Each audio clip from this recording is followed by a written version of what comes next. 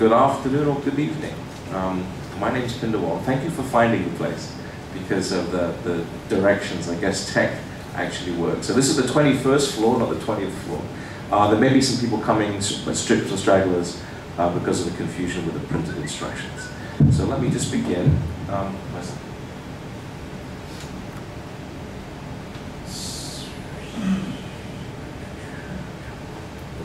So I want to try and keep this as informal because we've got such a small group. This is the kickoff to Startmeup Hong Kong Week. There are, I think, what, 3 or 4 presentations this evening, right? Mine's the first. 4, okay, so I get the pleasure of kicking this thing off.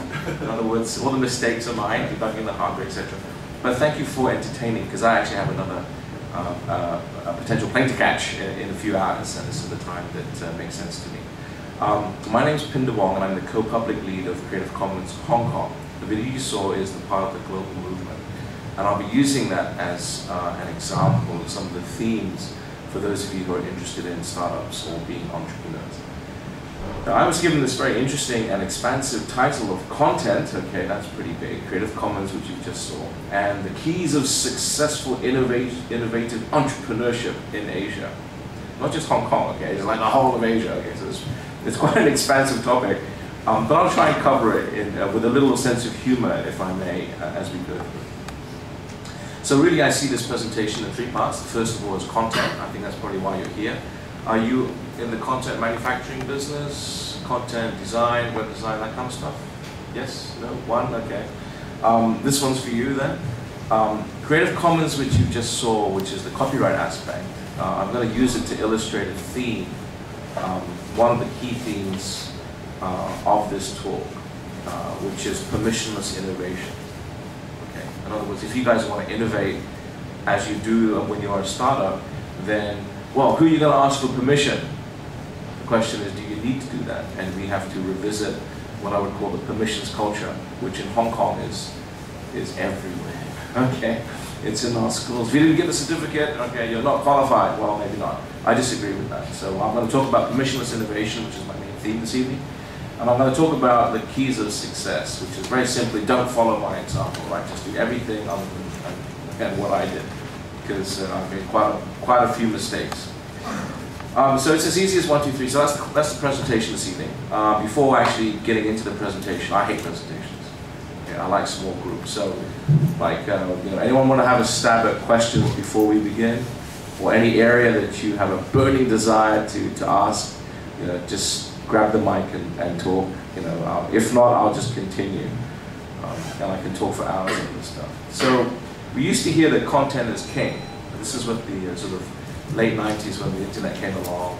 And a lot of media companies said, yeah, we're going to rush onto the internet, we'll put all the content that we have on the internet and we'll be really successful. And then we found out that actually getting paid for that content is actually really hard. Okay? So we see a lot of newspapers and traditional media being really challenged by this thing called the internet, which if you ask for your daughter now at university, they're digital natives, right? They grew up in this era, so they're expecting stuff to be open and easily accessible. So the question is, well, if content is king, then, well, that's great, that's fine. But if I'm going to produce content, how am I going to get paid? And newspapers are a really good example of this, right? So we have the New York Times, I think is a very famous one. They can do that. They've got a lot of established history. We also have counterexamples like South China Morning Post, right? Our local English paper, which is very successful, probably one of the most profitable newspapers, I think, globally.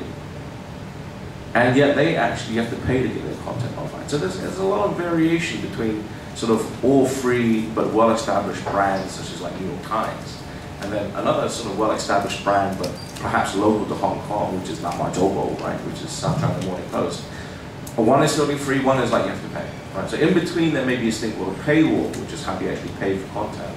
And fortunately that paywall is actually getting it's becoming easier, and I'll use the issue of web payments and the new technologies that are emerging for web payments to illustrate how if you're a blogger now, you can actually survive by writing a blog.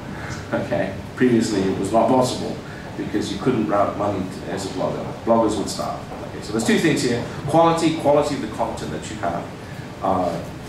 when everyone has the microphone, it really doesn't, it really matters the quality of your content. Because if they may come, you may come and hear you talk once, and then if Pindar Wong speaks, they'll never come again, right? So if it's a question of quality, the focus is on quality. Again, what language are you talking about if we're just taking Asia Pacific, for example? Right? Well, English, is that really the market that you want to be in when you're in Hong Kong, right next to China? Okay. Well, a lot of the internet success stories are actually, mainland Chinese, right? Behind the Great Firewall of China. Right?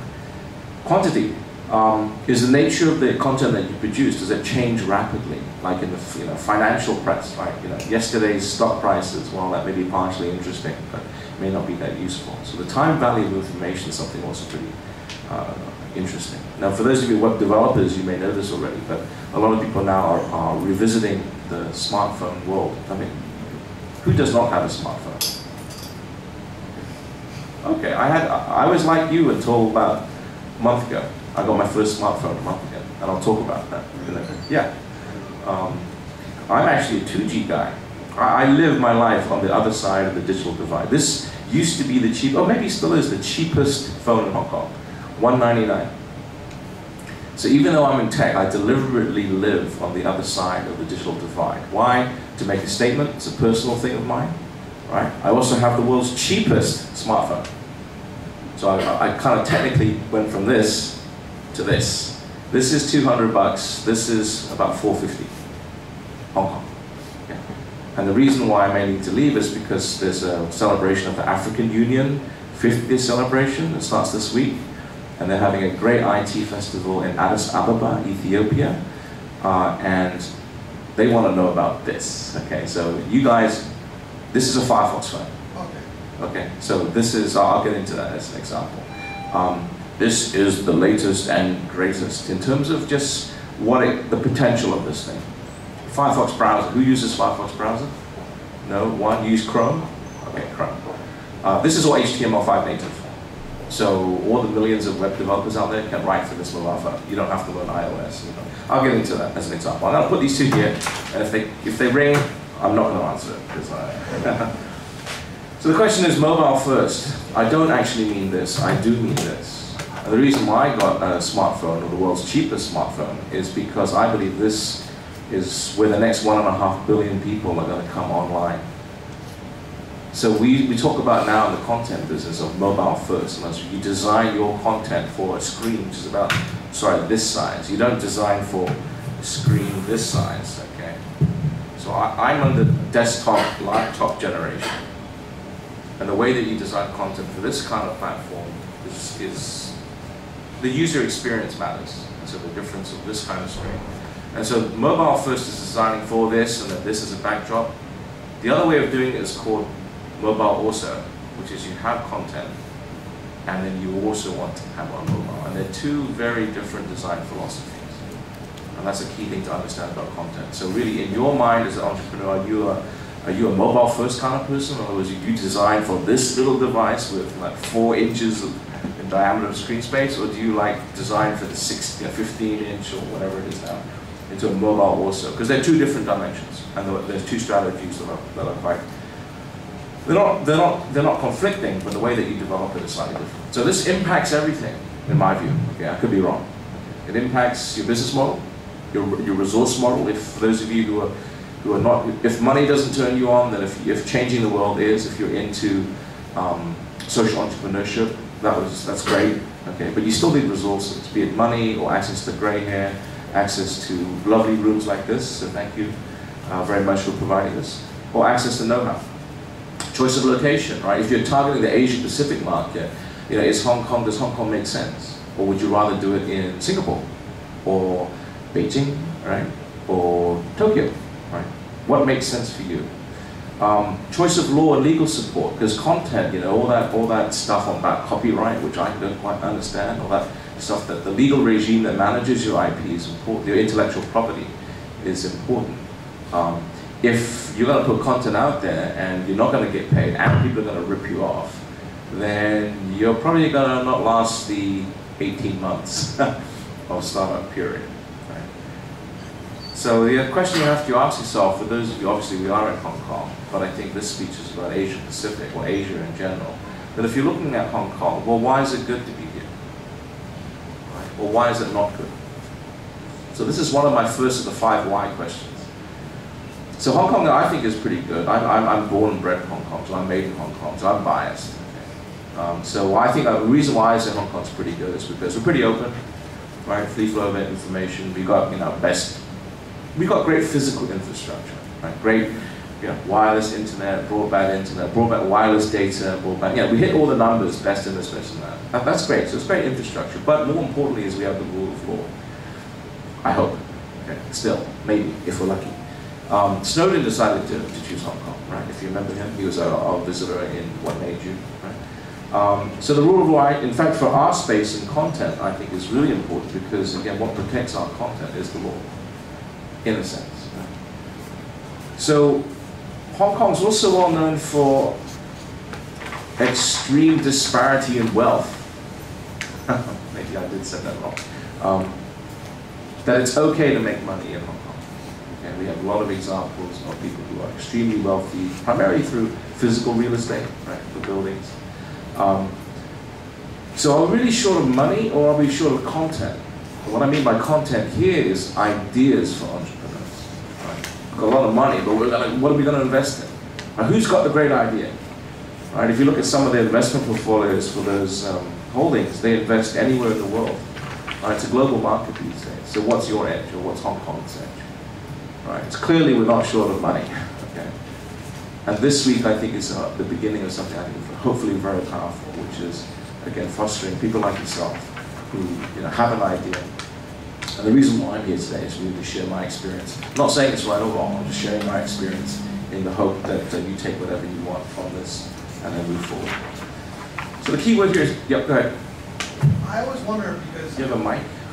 I've spoken. You are going to be in history, my friend. Sorry, name and rank. Hello. Hi. My name is Koen, and very strange name, but not to the point. I also run a company here, and I always wonder when people say, there's always the question about Hong Kong, is it a great place for entrepreneurship or whatever? And people always say is, like as in present terms, but what do you think about moving forward if it's getting better? Because I run a company out of Hong Kong, I have a Hong Kong Limited as well. And I always wonder, do you see it getting better for startups, or staying the same, or worse? Or? I think we don't have a startup industry. I agree with that. Okay. So I think that what we're starting right now is starting the startup industry. Okay. Yeah. So that's why I'm participating in this startup. So I think it's early stage. I agree with you, the observation that maybe it's presumptuous to say that this is great for startups. So let me give you an example. Okay. In the last 10 years, name me the top 3 famous internet entrepreneurs from Hong Kong. Go on. Name the top 3 famous entrepreneurs in China. 2 of them have surname Sing Ma, right? What's the first one? Jack Ma, right? Second one? Pony Ma, right? So that's what I meant before about the opportunity, right? The famous, the handheld,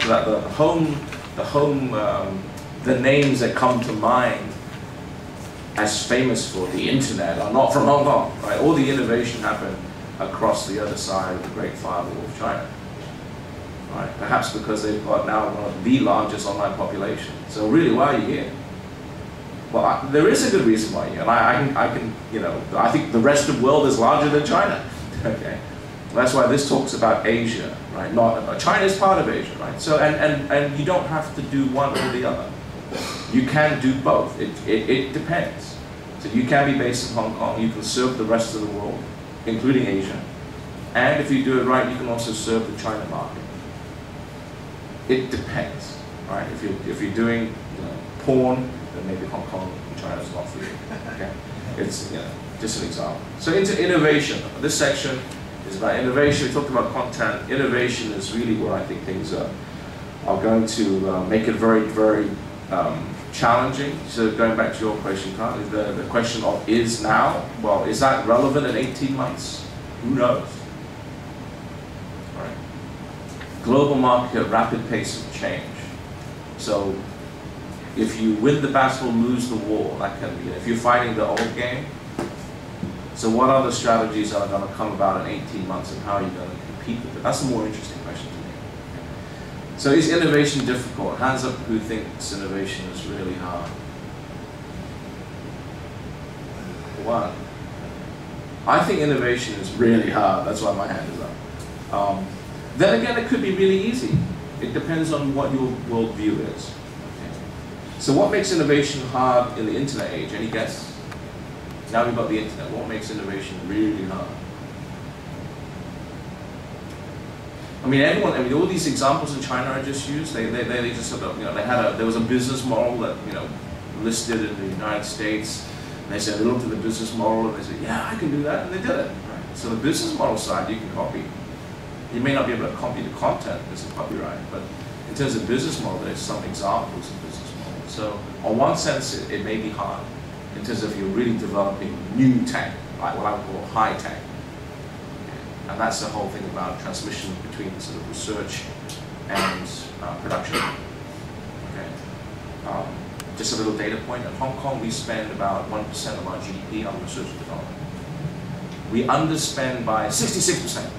Right? If you could compare places like Singapore, or just averages, they spend on average about 3% of their GDP on research and development. And in Hong Kong, out of that 1%, like 50-some% is all sponsored by the Hong Kong government. So the percentage of private sector investment, right, has actually been shrinking over the last 6 years. Right. So that's why this are really important, because I think we really have to recognize where we are. We've got to be honest with ourselves. Okay, we're here. That's fine. Yeah, first step of wisdom. And then together we can figure out how we're going to do this startup stuff. Okay? So who's going to do the innovation? I dropped out of university. How many of you at least went to university? Oh, okay. You should be giving this speech. So I don't actually think, I'm biased, okay. I did go to university, just didn't finish. And when are you going to innovate? Are you going to innovate when, all these famous Apple stories, right? Steve Jobs and Steve Wozniak, right? In this garage, they created this company, Apple. When and where are you going to innovate? I would say Apple would never happen in Hong Kong. Why? Why would Apple not happen in Hong Kong? As a guess, it could happen. It hasn't happened. We don't have a garage. Right? Well, we have an expensive one. I mean, we really physically don't have a garage. I mean, the garage you go there, I mean, you laugh, but I'm quite serious. I've got 2 boys. And I get them stuff. I subscribe to a hackerspace called Dim Sum Labs, which is having other events going on today, this week. And this hackerspace is a place to go there and just prototype. You can lose your fingers and all the rest of it. It's got some pretty interesting gear. It's dangerous, right? But you can go there. It's like a garage for like 600 people. These prototyping spaces. So the point here in terms of innovation in the internet age is to understand really that it's the rate of innovation that's really intimidating. Right? So you may think you have a great idea, and then next week some other guy in some other place, country X, just says, "Hey, come visit my website," and then it looks remarkably similar to your business model. So the thing is not the stock of stuff that you have. So going back to your thing, maybe we have a lot of good stuff now. It's probably going to be irrelevant in 5 years' time. So take the rate of production of photographs. Right? I think in the last year, there was more photographs taken and shared online than like the whole of human history. And so the rate of change is the thing that you have to watch. The rate of change is what makes innovation difficult. Not the fact that you have a good idea. It's okay, fine, you have a good idea. Can you bring it to market fast enough? Can you make it blue? Can you make it green? Can you change it to keep people interested? Fresh tech and all of that stuff. Fast enough to make people interested, to capture their attention. Right? Take a look at the smartphone business. I mean, what's the innovation cycle, product cycle for this thing? Is it measured in decades?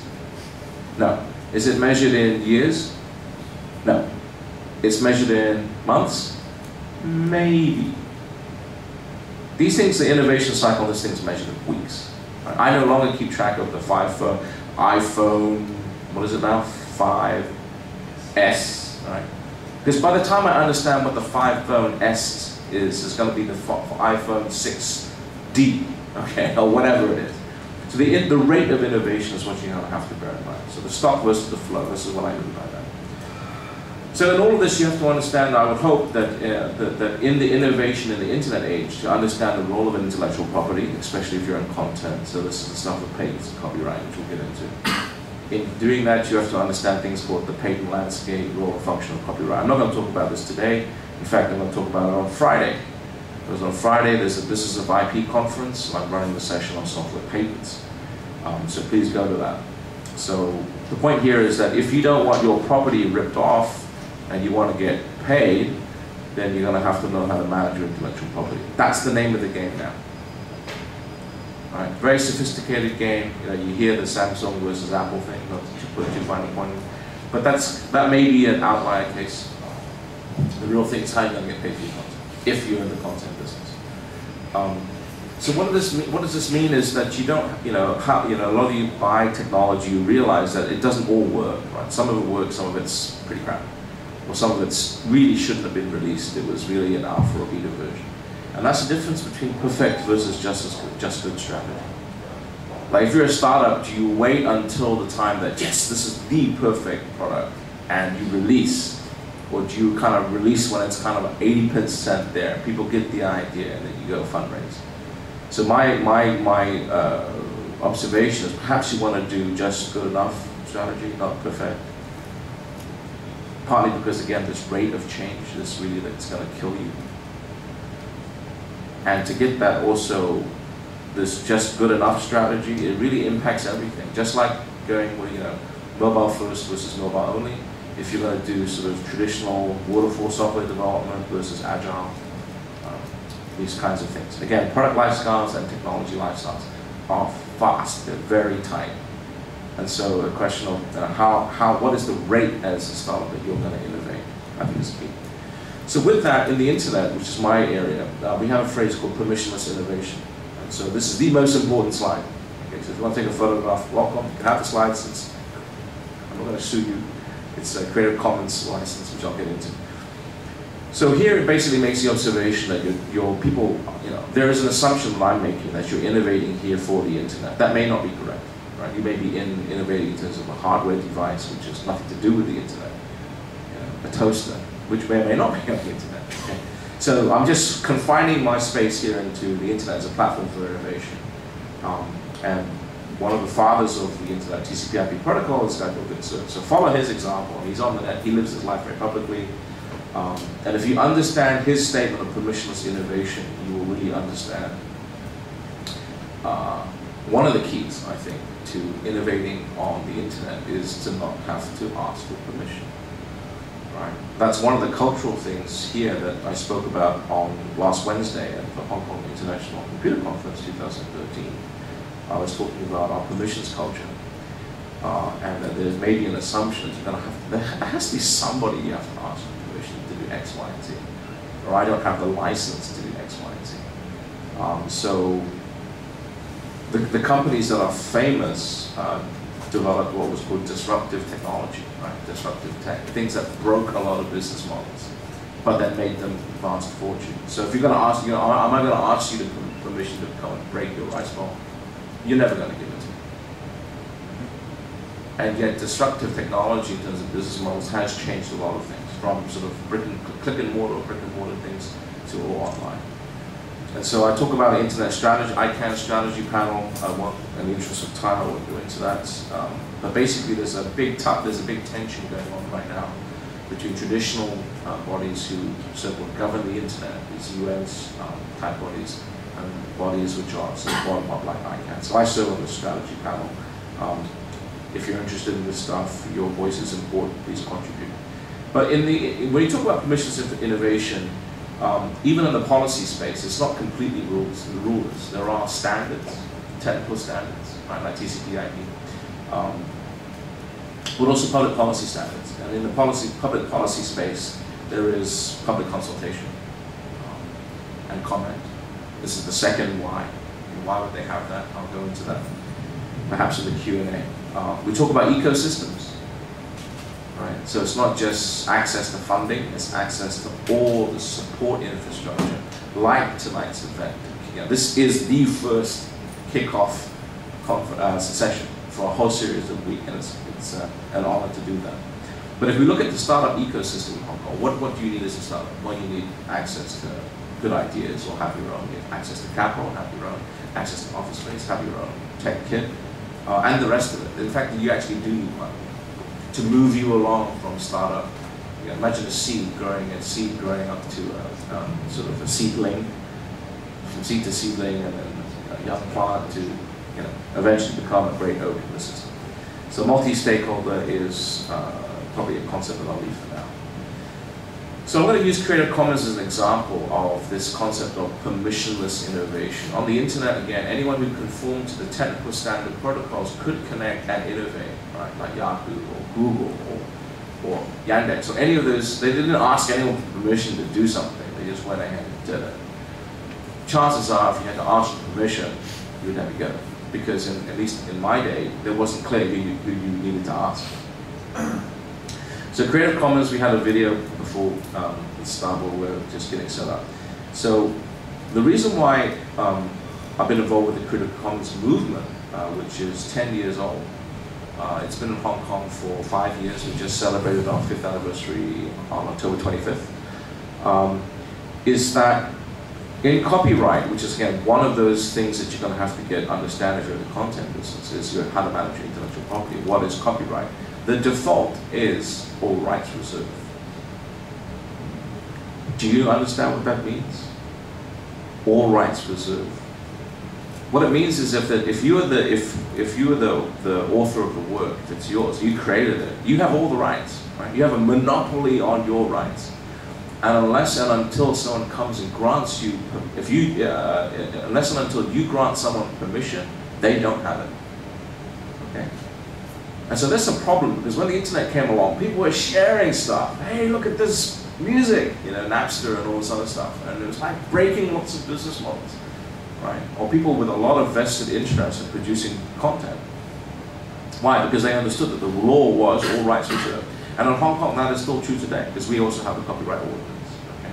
And all rights reserved. And the other extreme, all rights reserved was supposed to originally, in the Treaty of Anne, was supposed to foster innovation.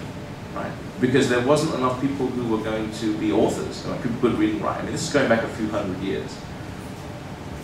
So the question is, again, laws made 300 years ago, are they relevant for the digital age? A lot of people are wrestling with that question. So we had the Copyright Amendment in 2007. When I looked at that, I got pretty upset about it because it didn't really appeal to me. So right now, the CC is in Hong Kong. This side of the presentation, I'll just go through a little bit of the CC history, just to show you what's happened, as an example of grassroots movement. But the interesting thing is that there are now 4 IP trading platforms in Hong Kong. So one area that I'm involved with is promotion of a new form of trade, which is called trading in intellectual property. Okay. So there are 4 platforms here that now you can go and list your intellectual property and try and create markets in IP. This is new. I think we're one of the world's pioneers in this area. That's why I'm excited about Hong Kong. So we can find out about more of that. But the CC is run by a volunteer team. Professor Ying Chan, any of you from your daughters in Hong Kong, you may know her name. She was head of the Journalism and Media Studies Center. Rebecca McKinnon, again, the 2 founders. She founded Global Voices, which is a great network for citizen journalists. Leah Hong Alice, the legal lead of Hong Kong, and all the rest of the other people. Charles Mock, who will be speaking later on this week. He's our representative in Ledger. So since we released in 2008, in 2003 we had about 450,000 licensed works. Now a lot of policymakers look at that number and say, oh my God, 450,000, that's huge. And I say, no, 450,000, that's nothing. Right. The total number of CC licensed works is approaching 500 million. Now the reason why this is interesting is that what CC does is it creates a legal safe bubble in which you can experiment and not be afraid of getting sued. Why? Because if copyright is all rights reserved, if you didn't get permission, you're infringing my copyright. And so just like there needs to be a space for experimentation for kids in terms of hardware, in terms of content, remixing content, for example, educational textbooks, okay? Is it okay to share? Do you have a legal environment in which it's okay to share? And with CC, which is now a global, part of a global movement, we're present in 70-odd jurisdictions around the world. It's 10 years of experience. And in terms of what we focused on in Hong Kong, we focused primarily on one area, which was education. Specifically the introduction of liberal studies, which is a new compulsory curriculum in the senior secondary. Why? Because Hong Kong, we have an oligopoly of textbook publishers. If you ask a lot of parents, even though education is free in Hong Kong, the textbooks will cost you. Okay? The government spends about $450 million a year to subsidize textbooks for those who can't afford them. Okay? Right now, there's a whole global movement called Open Education Resources, which is providing textbook, well, effectively very high quality textbook material produced collaboratively and shared online legally under CC, so look into that. So the interesting thing, the other thing I want to draw your attention to is that we've gone through 4 iterations of our licenses, and 4.0 was released last week. In Hong Kong, we have CC 3.0, and the reason why 4.0 is interesting is that it deals with databases. So facts aren't copyrightable. But in some places like Europe, if you get a lot of facts together, stuff which does not have a copyright like facts, and you put them into a database, there may be copyright because you went through all the effort to create a database. And for those people who want to share data, so people in genomics research or chemical industries, right, that's a problem. And so sui generis database rights are handled. In other words, what CC licenses do is that the original author who has all the rights, he says, don't come to ask me if you want to use it for non-commercial purposes. Right? Don't come and ask me if you want to make derivatives, to change my work, secondary creations of my work. So the original author gives away rights. And those people who want to have the rights just going to take it. Now, as long as you understand the license terms, it's okay. So just like the whole concept of a space where it's okay to play around, a garage, okay, where there's permissionless innovation, no one's going to sue you in your garage. Right? CC creates a safe space for those who are interested in content to experiment, to mix and match, because that's what creativity means for a lot of the new generation. Right? They remix songs, they do animation, parody, all that kind of stuff, and that's why CC matters. Because it creates a safe space in which to experiment. So moving right along. So with that, again, the key concept here is permissionless innovation. That if you're really going to innovate, and if you have a really disruptive idea, first of all, there's no one to ask if you're going to innovate, because the industry either doesn't exist, or if it does exist and you ask, chances are they going to say yes if you're going to come and you're going to be disruptive and break their rice bowl? What do you think?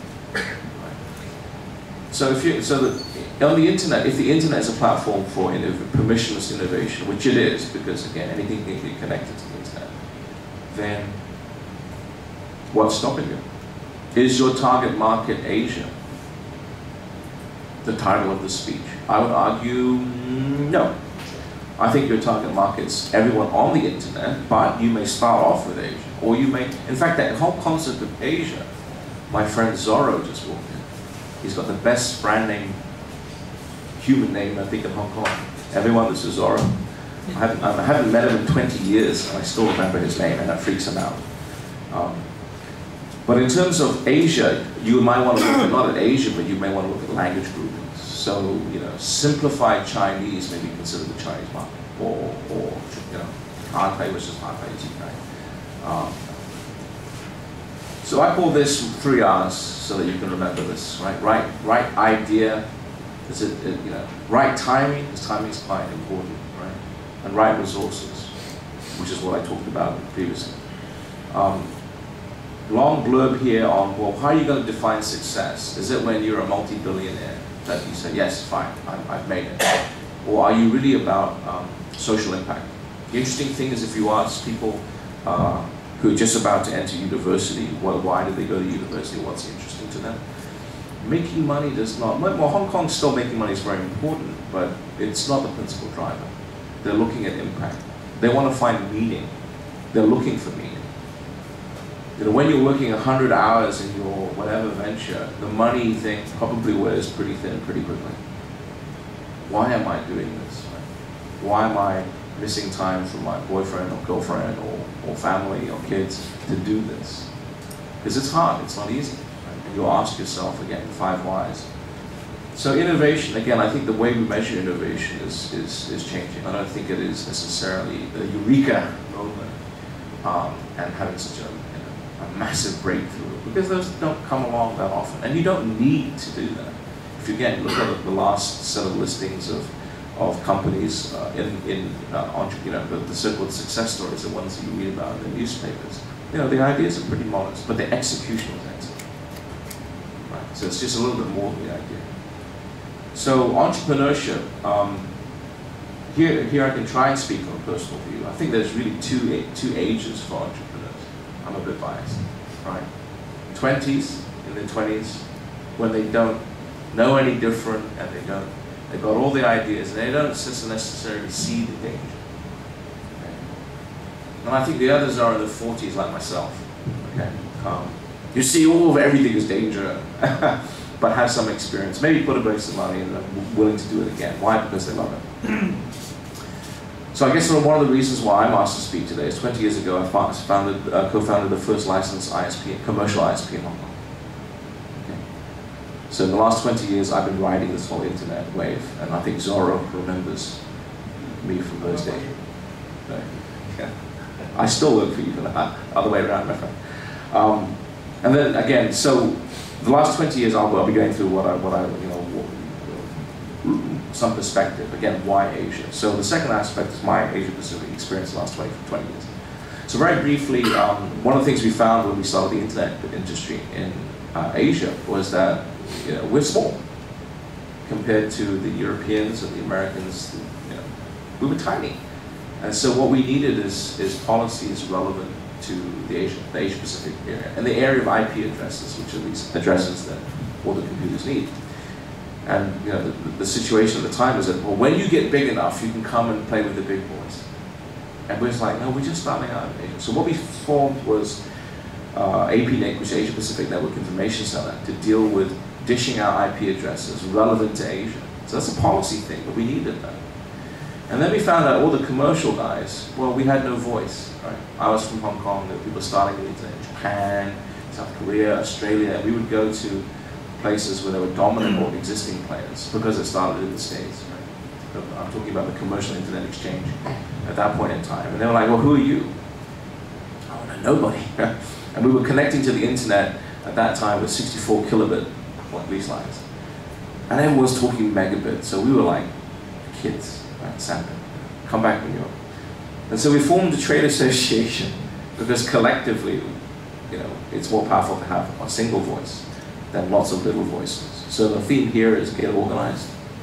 Right? So that's why StartMeup is very interesting, because it's a great chance to everyone in the same boat, roughly at the same time, to get organized. And then we found out that the internet changed so fast, there were 2 problems. One, there were no textbooks. We couldn't train engineers fast enough, right? From people like Zorro. I mean, I was saying, okay, hey, just go read this book and come back. No, cannot. There's no book. And so what we did was we founded the Asia Pacific Regional Internet Conference on Operational Technologies. Okay, that's probably the longest acronym, called APRICON. And the sole goal here was to do tech transfer, to transfer operational knowledge of how to run the internet from those who knew it at the time to your brain. We did it once a year. We got the best minds in Asia once a year. And it's still going on. And then we had this domain name stuff, this domain name war. So we had, there was this thing that needed to be founded so that to liberalize the domain name industry called ICANN. And I was quite heavily involved with that. And then there was a thing called the Internet Society, which helped do all the technical training, not just technical training, but policy and education. So this is very different from people's view of startup. They don't say, there's just me and there's money and there's market. No. There's me, there's money, there's market, and there's a whole ecosystem around you that can either help you or they can kill you.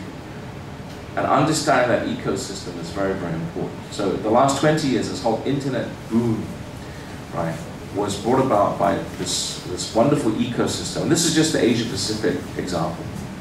There are other examples in Europe, America, Latin America, and this week, again, for those who missed it, this week is the celebration of the 50th anniversary of the African Union. And that's very significant to me because the next set of innovation that I think is coming from Africa. Okay. So last but not least, in terms of startups, you'll hear they're much better people in the room, I think. Your next speaker will tell you more about resources than myself. But again, if you're going to win people over with your business, you're going to have to say, what's your mission, right? What's your value proposition? You have a clear vision and mission. It doesn't really matter whether or not you're for-profit or you're doing social entrepreneurship. When I explain to you the Creative Commons movement, here's what I was trying to do. You've got 30 seconds to deliver it. If you can't get it that 30 seconds, maybe you need to polish it. Then there's all the organizational stuff, which is easy, or very hard, depending on your experience, right? If you're working 100 hours a week, how do you survive volunteer burnout? What happens if your family gets hit by a bus, right? These kinds of things. How are you going to communicate? Do you rely on viral communication, YouTube hits, whatever? Or are you having a marketing budget? And so again, you go ahead. When you started in 1993, correct. Was your inspiration the fact that Netscape was just starting out? No, Netscape was around 1994, 95, 93. Most people hadn't heard of it. 93, after this, I have to go in about 10, 15 minutes. I'm going to the father of the internet in Hong Kong, his retirement dinner, Professor Vincent Shen. And he was associated with the university, HKUST at that time. And so the inspiration of that time was there was a new university, HKUST was founded around about that time. I was a wannabe PhD student, and he was my supervisor. And so he had, again, the great idea. He also had the great timing. Right? And he put a lot of things together. So tonight I'm honored to go to his retirement dinner to tell him there's no such thing as retirement again. But he doesn't know that. We'll know that in a moment now. But Netscape was certainly, this was the internet at the day that it was all text. So Netscape changed the dynamic because it made it mass market, pretty pictures. Okay? I hate pretty pictures. Do you know why? They take up lots of bandwidth. And when you're sitting on a 64K and some joke is bringing down a GIF, there goes your business model. Okay? So there are lots of technical changes that occur. Right now there's a lot of stuff happening with 3D printers. Hong Kong's got a great opportunity. Why? Because we've got great bandwidth. We've got great infrastructure in terms of cloud computing. Right? This stuff is difficult because it takes a lot of computing resources to do 3D, lots of bandwidth resources to move big image files from left to right. But we've got that. Right? So how are you going to innovate? And here's the key, when all the key technologies open standards. In other words, anyone can innovate. So why you? Technology standards are there. Go innovate. Go. Be free. There's a downside, which is not to be free, it's be fast, which is why the whole rate of innovation aspect is very key. Because by the time you think your great idea is done, there may be already a product in the market which is similar or vastly similar. So the example I'm going to use is open standards. For content, is CC. If you're in software, it's GPL. Right, the Digital Public License. If you do the web, right, there's something called HTML. That's administered by a standards body called the W3C, which I participate in. There are other standards for wireline protocols like the IETF, the Internet Engineering Task Force, which I'm trying to get to Hong Kong. Okay. But the key thing here is that these open technologies allow people to share legally.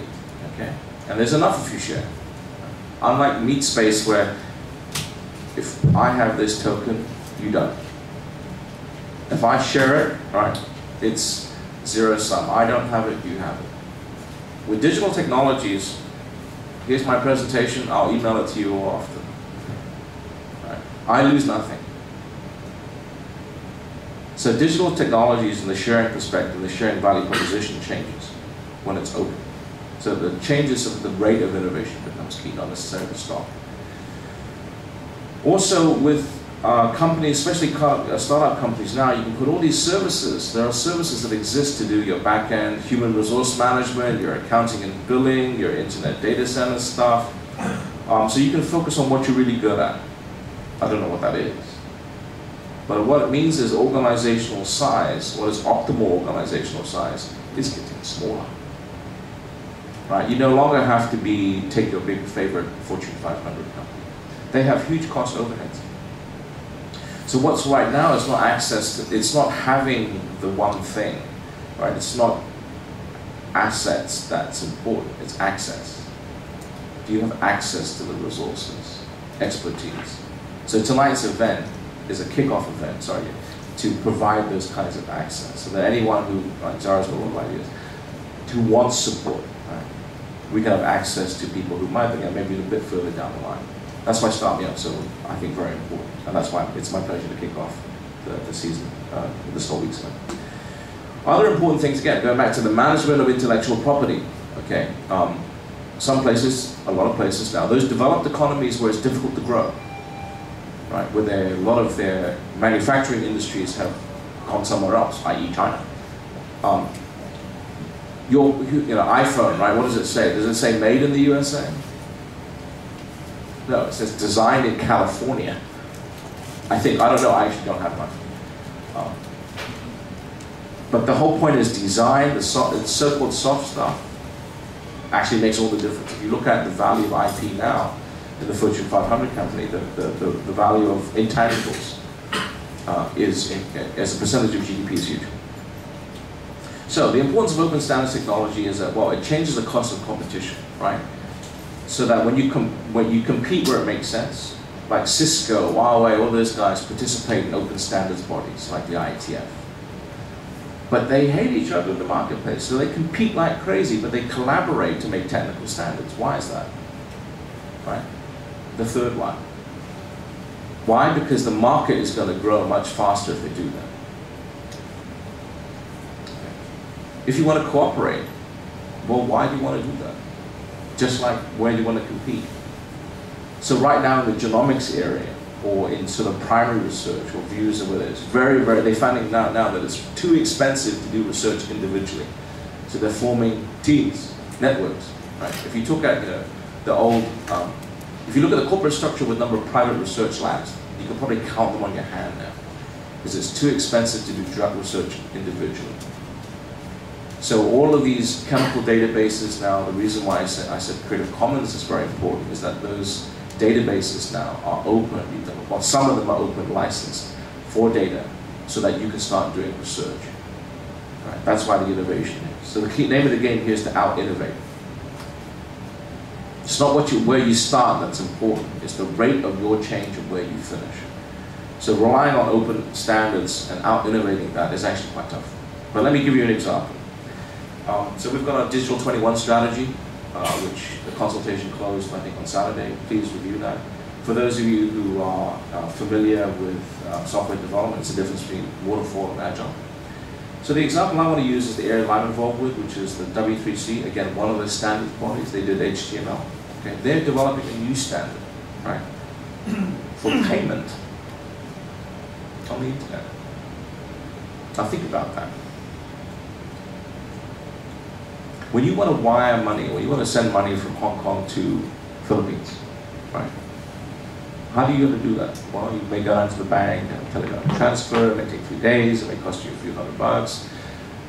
If you're a blogger and you want someone, or you love someone's blog, and you want to send them, $1 Hong Kong a month, but there are 100 million of you on the internet, sending that $1, you can't do it. Right? It becomes very cost prohibitive. So the observation here is, and Hong Kong, we're good at finance, right? We're supposedly number one in this region. So why don't we innovate in this space? Right? Take what you're already good at and make it better.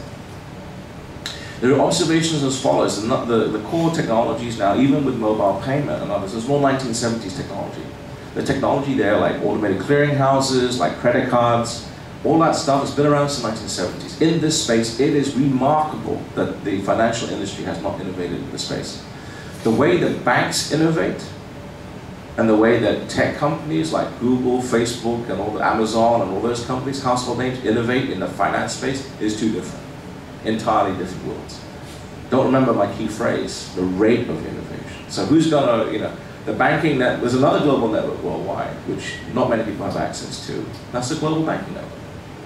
So why don't we use the internet as the banking network? Oh my God. To make it cheaper, email works. You can send email from anywhere in the world and it costs you almost nothing.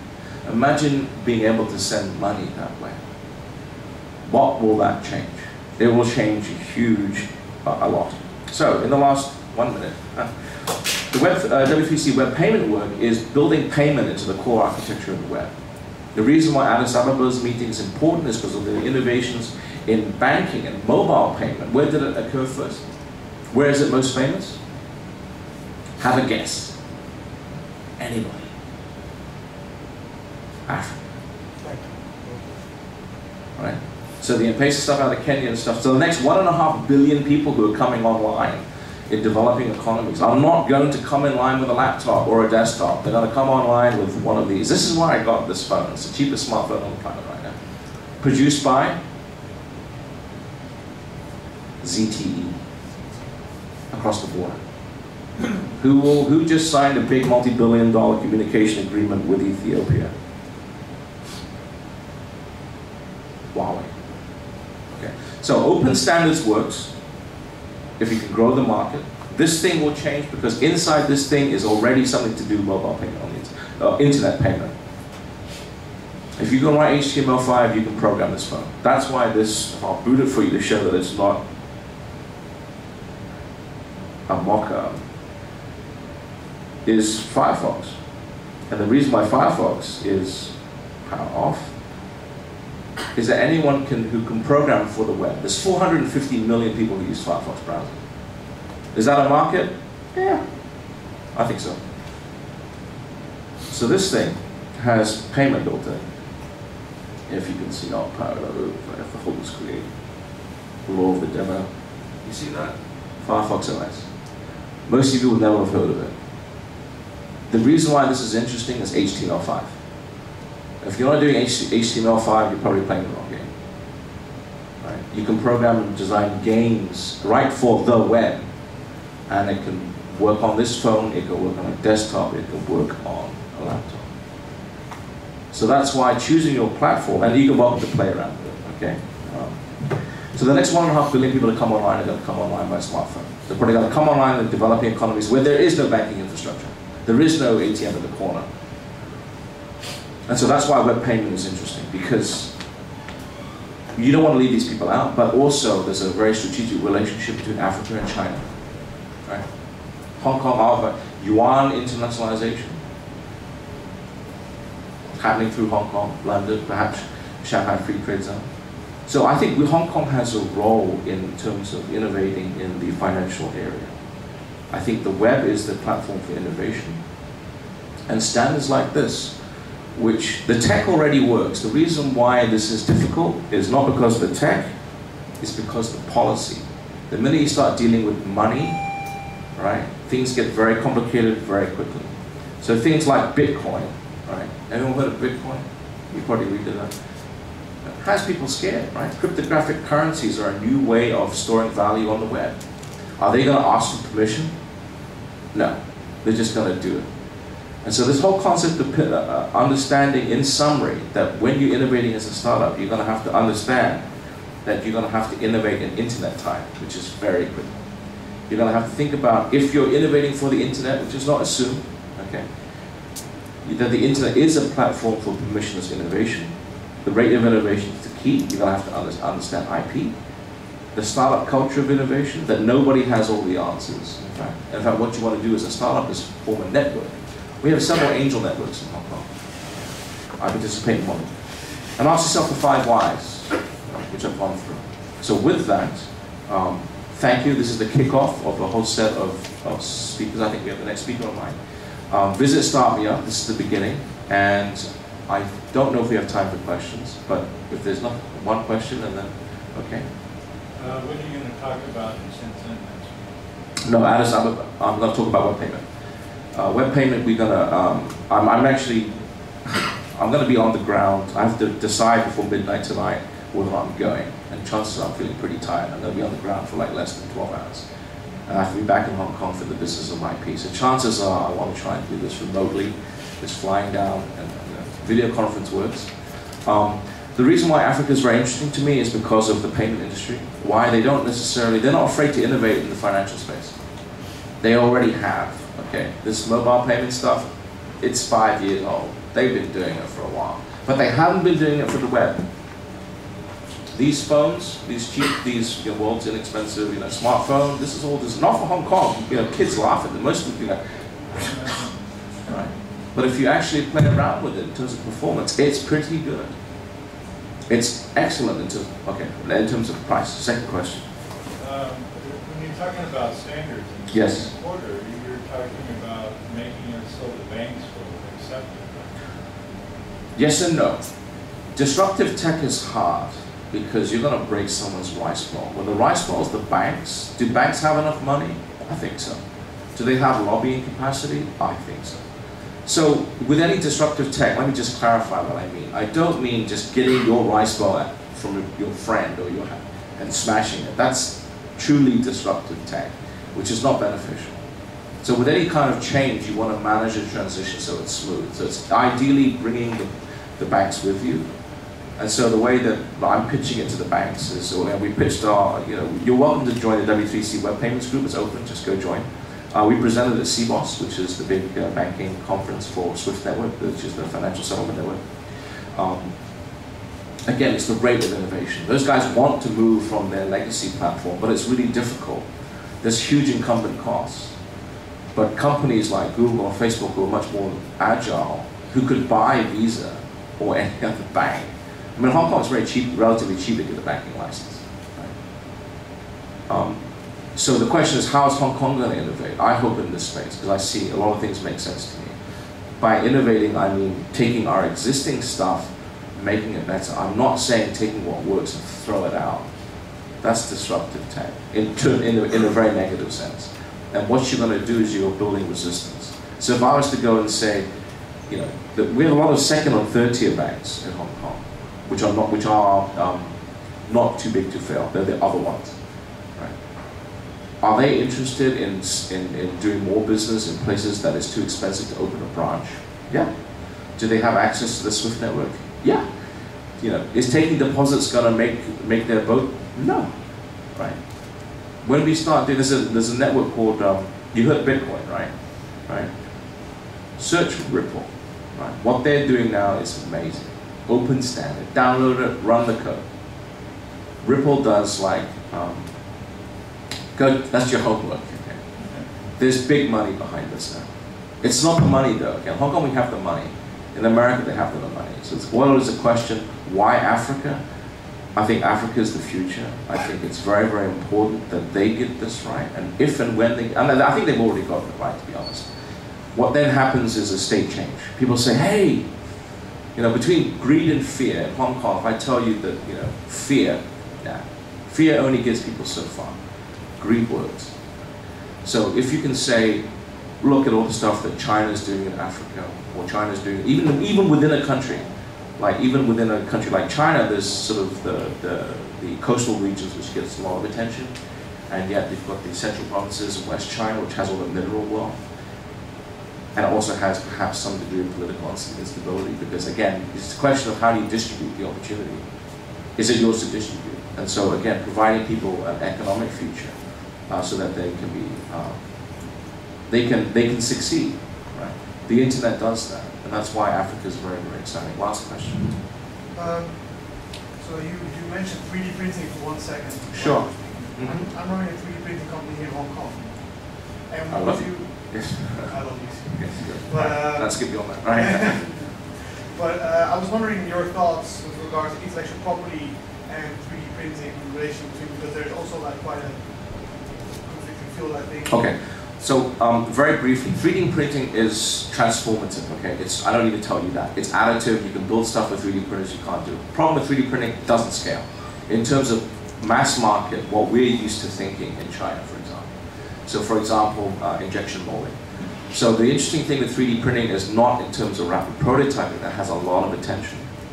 It is building that pipeline from prototype to making stuff in the order of millions.